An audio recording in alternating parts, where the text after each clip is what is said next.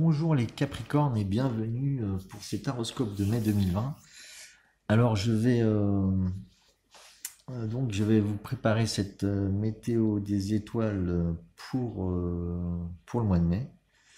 Alors les Capricornes, c'est le signe phare depuis quelques temps, parce que c'est le signe pour moi qui représente le confinement, hein. Le Capricorne, je fais l'équivalence avec le tarot, c'est l'ermite. C'est celui qui reste à l'intérieur de lui, qui se referme sur lui pour bien comprendre qui il est. En général, les Capricornes, ils savent très bien qui ils sont parce qu'ils passent leur temps à faire que ça, de s'inspecter eux-mêmes. Donc, ils ont une grande confiance en eux, ils sont sûrs d'eux parce qu'à la base, ils sont nés comme ça. Ils sont nés sûrs d'eux.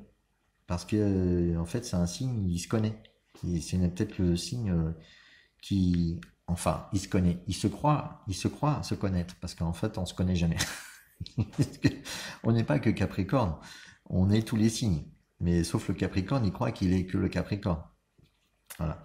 Donc, qu'est-ce que je veux dire par là? C'est que le Capricorne, c'est le signe en ce moment qui est phare parce que en fait, tout est confiné, tout est à sa mesure. Parce que le confinement, ça lui plaît au Capricorne. Donc s'il y a un signe en même temps qui il se transforme parce qu'il prend conscience, parce qu'il y a Pluton depuis au moins une dizaine d'années, voire plus, qui est en Capricorne. Donc il transforme les Capricornes, il fait prendre conscience des Capricornes, il fait prendre conscience de leur enfermement, il les enferme jusqu'à maintenant avec le confinement, donc on a vu ce que ça donnait, hein, de suivre les règles du Capricorne, parce que le Capricorne, il fait tout, hein. Il fait les lois, il détruit les lois, il les refait, etc. Mais les lois, ça n'a jamais sauvé le monde, hein, parce que au final, la loi, c'est la loi divine qui marche, c'est pas la loi humaine.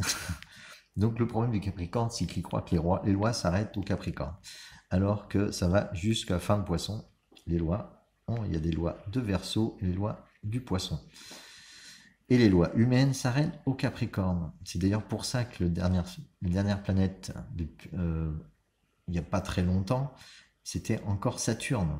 C'était la dernière planète. Alors que c'est passé maintenant à Neptune, à Pluton, pardon, en passant par Neptune et en passant par Uranus. Toutes ces planètes extra-collectives sont des planètes, on pourrait dire, Uranus, Neptune, Pluton, antisocial, c'est-à-dire on arrive à Jupiter, donc au Sagittaire, au Capricorne, au social, et là on passe à Uranus, Neptune, donc à Verseau et à Pluton aussi. C'est une planète antisociale, c'est-à-dire elle dépasse la société et elle rentre dans le phénomène de spiritualité. La spiritualité, c'est quelque chose qui englobe tout. Même les sociétés, elles disparaissent. Les spiritualités, ça disparaît pas parce que si vous voulez, c'est la création de l'univers. Donc, on peut pas faire disparaître l'univers pour l'instant. Par contre, les sociétés, elles passent, hein. Par contre, des univers, j'en ai pas vu encore passer. Donc voilà, c'est le problème du Capricorne, c'est que là, en ce moment, il comprend qu'avec les lois, on maîtrise pas tout. Donc, il va refaire des lois. Alors, bien sûr, parce que le Capricorne, il veut toujours maîtriser. C'est un signe de maîtrise. Il va vouloir refaire des lois. Et là, c'est en ce moment, il passe en Verseau. Et dans le Verseau, c'est justement le moment de refaire des choses, refaire les choses. Donc, pour le mois de mai, pour les Capricornes, on va parler d'intuition et d'impulsion créative. D'intuition, parce qu'en plus, Saturne est proche de Pallas Athéna, qui est la planète des intuitions, qui passe vraiment sur son côté très actif, parce qu'elle passe en début de Verseau, à 0°10. En Verseau, c'est qui rend son côté... parce qu'en fait, Pallas Athéna, c'est plusieurs fonctions. C'est une fonction créative, impulsive, euh, c'est une fonction donc créative, imaginative, une fonction technique, c'est-à-dire stratégique. Et là, ça serait plutôt le côté impulsif, donc très créatif ou imaginatif, qui va se transférer au Capricorne. Donc on parle d'intuition et d'impulsion créative, d'enfant intérieur, parce que justement aussi Saturne, le maître du Capricorne, se situe en début de signe, surtout en Verseau, un signe très créateur. Ça va donner d'autant plus le côté créatif au Capricorne, donc ils vont retrouver un peu leur enfant intérieur. C'est très positif pour les Capricornes. Euh, Malgré tout cette notion de contrôle qu'ils ont, ils ont quand même cet enfant intérieur qu'ils souhaitent protéger et qui va se manifester. On parle aussi de co-création, d'arriver à créer à plusieurs. Alors pourquoi co-création? Je ne sais pas trop. Hein. Co-création, certainement parce qu'il y a il y a quand même des comment dire, un 6 carré ou des grands aspects qui se font avec les autres, hein. Des choses qui se font, on peut concrétiser avec le milieu du ciel. En 6 carré, c'est-à-dire c'est un grand aspect qui a besoin de l'autre. Parce qu'on est au-delà du 90 degrés. Tout ce qui est avant 90 degrés, c'est-à-dire qu'on le fait de manière plutôt individuelle, ça se passe en nous, alors qu'au-delà du 90 degrés, c'est vers l'extérieur. Donc je parle de co-création, donc créer avec les autres. En plus, il y a Jupiter aussi qui pousse à l'expansion, hein, donc à créer à plusieurs. On parle de spontanéité pour les Capricornes, cette énergie-là impulsive du début du Verseau. Spontanéité, partage du pouvoir des tâches. Alors, partage du pouvoir et des tâches, très intéressant aussi. Je ne sais pas où j'ai pu trouver ça. C'est surtout parce qu'en fait, il y a l'énergie du Verseau qui est dans le partage. Partage qui est dans le partage. Donc, pour un Capricorne, il peut partager son pouvoir. Parce que le côté Capricorne, c'est pas mal de pouvoir aussi, souvent. Le pouvoir de décider déjà, hein, d'organiser. Donc, il pourra partager plus facilement les tâches et son pouvoir. On parle de collaboration, hein, voilà. Pour les Capricornes au mois de mai. Alors, j'espère que j'étais pas trop long. En tout cas, bon, voilà. Je vais faire le tirage de cartes maintenant pour vous, les Capricornes. Alors, pour les Capricornes en toile de fond, comme énergie, j'ai tiré le chakra, c'est le chakra couronne, avec la visualisation. Et pour l'autre carte, c'est l'émergence de la danseuse céleste. Alors pour la carte de la visualisation, on vous parle d'apprendre à développer votre visualisation. On parle d'imagination, de concentration, d'expérience et de manifestation. Alors on parle de développer son chakra couronne, de l'équilibrer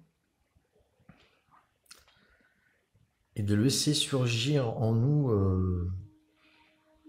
ou en communiquer plutôt avec ce chakra, avec notre vision pour arriver à manifester ce qu'on souhaite voir dans notre vie. En fait, on doit laisser aussi descendre les énergies du ciel pour être informé, donc pour développer notre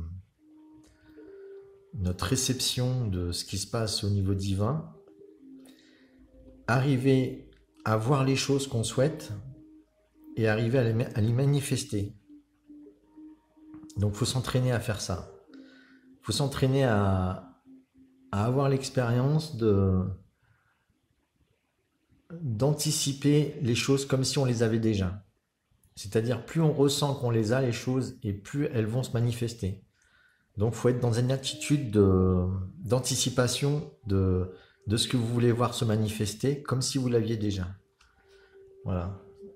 En fait, on visualise, on voit des choses en transparence comme si elles étaient là et elles se manifestent petit à petit avec l'entraînement de visualiser les choses. Et donc ça, c'est vraiment les énergies en toile de fond qui sont pour vous les Capricornes. Je sais que la concentration, c'est bien quelque chose du Capricorne, hein. Voilà, faut qu'il développe certainement tout ce qui est autour de la concentration avec la visualisation. L'émergence de la danseuse céleste, c'est l'énergie yin. En fait, c'est l'énergie réceptive. Donc, on vous dit de recevoir les choses. Donc là, il faut recevoir des choses du ciel. Et c'est simplement en étant qui vous êtes, c'est-à-dire en recevant la lumière divine et ce qui va vous faire prendre conscience de qui vous êtes vraiment, que vous pourrez laisser sortir de vous vos talents. Voilà. Il suffit simplement d'être et de rien faire. C'est-à-dire, c'est de recevoir. Il suffit de recevoir. Alors, je pense que j'ai pas mal d'énergie féminine, parce qu'il y a beaucoup de femmes qui me suivent. Donc, on dit de développer votre côté, le côté vraiment très féminin. C'est pas parce on est une femme on a un super côté féminin développé, hein. Euh, voilà, l'énergie féminine n'appartient pas qu'aux femmes, elle appartient à tout le monde. Il peut très bien y avoir des hommes qui ont beaucoup plus d'énergie féminine que des femmes. Voilà. C'est pas facile à comprendre, mais c'est comme ça. Après, pour ceux qui comprennent, c'est tant mieux. Donc, on dit de développer donc sa faculté de recevoir les choses pour émaner après ensuite nos talents. Voilà. Tant qu'on reçoit pas les choses et qu'on se ferme, dès qu'on est fermé, de toute façon, on ne reçoit plus. On est plutôt dans l'énergie masculine d'émettre des choses. L'énergie féminine, c'est recevoir les informations. Voilà. Bon, ça, c'est les énergies en toile de fond. Donc, visualiser et recevoir les énergies en nous. Voilà, pour pouvoir retransmettre ce qu'il y a de meilleur en nous. Voilà donc pour les énergies en toile de fond. Je vais continuer avec le tirage général. Alors, j'ai tiré 3 cartes avec une carte au centre, une arcane majeure, l'étoile. On a le 10 de feu et le 5 d'air qui entoure. Donc avec le 10 de feu, on parle de surcharge d'activité, hein. Il y a trop d'activités, on prend trop de responsabilités, et là il va falloir se libérer des excès. Il va falloir prendre conscience qu'on a pris trop sur son dos et qu'il faut maintenant laisser des choses de côté qui ne nous apportent plus rien, hein. Donc il faut apprendre à se détacher de certaines activités, de certaines actions, de certains comportements, de certaines personnes, voire donc il y a beaucoup de tout dans l'action. Il va falloir se décharger de responsabilité en fait, hein. Vous êtes responsable que de vous-même, et souvent le Capricorne il a tendance à vouloir prendre beaucoup sur lui et il prend trop en général. Et là c'est le moment pour le mois de mai de prendre conscience qu'il faut retirer tous ces fardeaux, parce qu'on est tous responsables que de nous-mêmes. Alors, ça paraît difficile à comprendre, mais c'est comme ça. C'est comme ça. Et là, avec l'étoile au milieu, on dit que vous êtes soutenu, vous êtes soutenu par le ciel, hein. Et pas, pardon. Donc vous êtes soutenu par le ciel. Et vous vous rendez compte, avec tout ce que vous avez vécu, qu'il y a de l'espoir. Il y a un espoir qui pointe son nez. Vous avez l'énergie vous avez quand même l'énergie de retrouver un nouveau commencement. Vous avez l'énergie d'un nouveau commencement qui arrive. Il y a quelque chose qui va renaître en vous avec l'étoile. Et c'est une protection du ciel. Donc peut-être que vous avez la foi dans le ciel, dans les choses spirituelles. En tout cas, il y a du feu, il y a du spirituel et il y a l'étoile. Et là, on vous dit avec le 5 d'eau que c'est la fin des regrets, c'est la fin de la tristesse. Vous avez conscience des hauts et des bas, des émotions, et vous allez en sortir, hein. Vous allez sortir de ces émotions, de ces fluctuations émotionnelles, ou en tout cas, vous allez les vivre pour mieux en sortir, hein. Donc là, c'est un mois où il faut vraiment se délester de choses qui pèsent, hein. Je ressens ça. Et c'est beaucoup la protection de l'étoile, hein. C'est certainement que vous allez vivre aussi des moments peut-être un peu de transformation, de changement. Vous allez plus vous ouvrir vers de nouvelles choses, euh, plus de remise en question intérieure. Il y a vraiment un changement intérieur qui se fait pour les Capricornes encore, hein. Voilà, il y a toujours Pluton qui est dans votre signe. Donc il y a encore des transformations. Et Pluton se dirige vers la fin du Capricorne. Donc il a ce côté très spirituel, la transformation de nos convictions, de choses de plus en plus. Plus le Pluton arrive en fin de signe du Capricorne, plus les Capricornes vont être touchés dans leur spiritualité et, et ça va un peu remuer vraiment à l'intérieur. Voilà. C'est aussi, là, il est plutôt dans le secteur du Verseau, dans le côté humain et humaniste qui est en train de travailler au corps là, pour les Capricornes.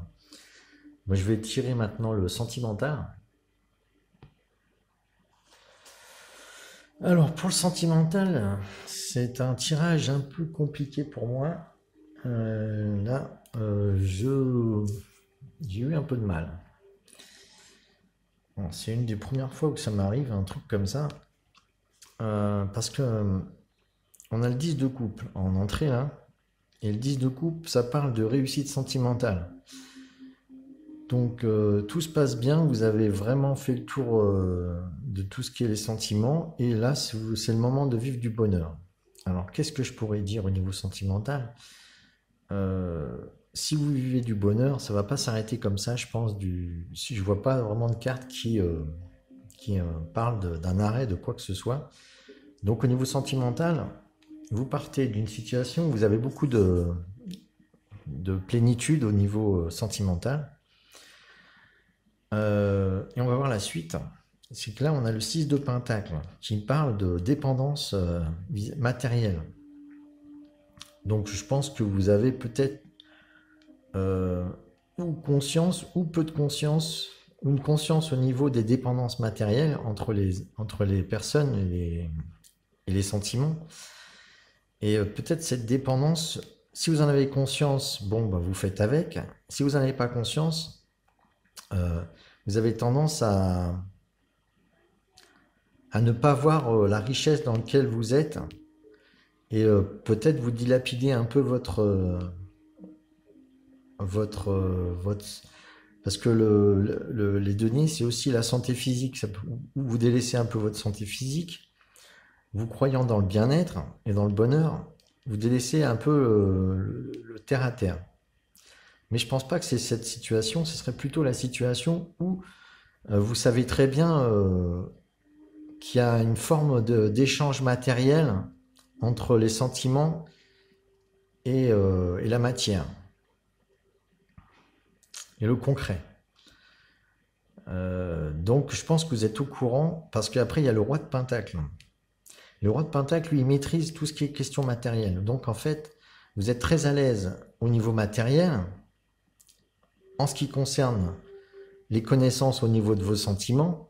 Vous savez qu'il y a des incidences matérielles qui peuvent agir sur vos sentiments. Et ça, c'est un peu votre centre d'intérêt au mois de mai, en tout cas. Voilà. Donc, vous avez beaucoup d'atouts dans votre jeu parce qu'il y a un roi de pentacle et après, il y a un roi de bâton. Donc, je dirais plutôt que l'emprise, il y a peut-être une emprise du matériel sur votre vie sentimentale. Et que votre vie sentimentale est liée à votre position sociale ou à votre position concrète dans la matière. Hein, le fait que vous réalisez des choses dans la matière, c'est comment dire, c'est enrichissant au niveau de vos sentiments. Bon, il y a ça. Et il y a votre action. Vous avez un roi de bâton qui montre que vous maîtrisez aussi des situations d'entrepreneuriat. Donc vraiment, la matière plus l'action, il y a vraiment un truc d'entrepreneuriat, comme si vous étiez un dirigeant avec beaucoup de responsabilités. C'est pour ça qu'il va falloir lâcher les responsabilités au niveau général, parce qu'il y a beaucoup de responsabilités au niveau sentimental. Vous vous situez dans deux rois. Donc il y a vraiment une grosse maîtrise de votre...